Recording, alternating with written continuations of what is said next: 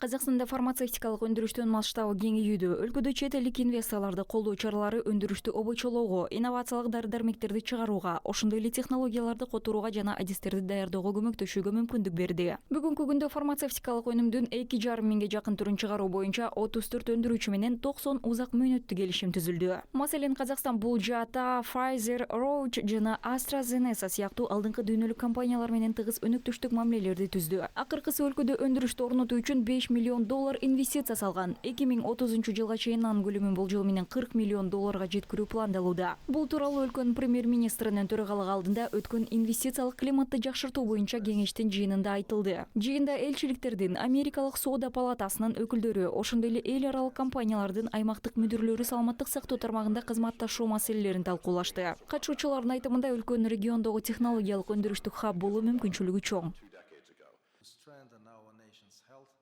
In his address to the people of Kazakhstan, President Kassym-Jomart Tokayev Президент Касым-Жомарт Токаев элге кайрылуусунда улуттун ден соолугун чыңдоо боюнча чаралардын комплексин ишке ашыруу зарылдыгын белгиледи. Бул милдеттин маанилүүлүгүн эске алуу менен өкмөт саламаттык сактоо системасын өркүндөтүү боюнча бардык чараларды көрөт. Биз инвестициялардын көлөмүн көбөйтүүгө, өндүрүштү обочолонтууга, инвесторлордун катышуусу менен жогорку деңгээлде кайра иштетилген өнүмдү өндүрө турган кластер түзүүгө ниеттенебиз.